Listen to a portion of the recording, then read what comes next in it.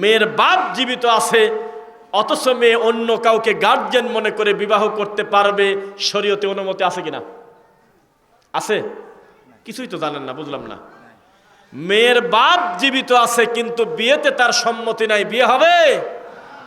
পাগল হলে ভিন্ন কথা, একেবারে বেনামাজি হলে ভিন্ন কথা, একেবারে যদি দিন ধর্মের বাইরে থাকে ভিন্ন কথা, কিন্তু একজন সচেতন নাগরিক হিসেবে, মুসলিম হিসেবে তিনিই হলো তার মেয়ের উকিল, অভিভাবক, ঠিক কিনা?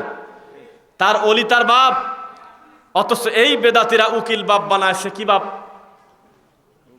উকিল বাপ। সি সি সি। তাই আমি বলেছিলাম যে পৃথিবীতে কয়েকটা বাপ আছে, এগুলো বাপের জাত না। এক, বাবাকে আদর করে বাবা বলে ডাকে, হয় না? তো এটা কি তার বাপ?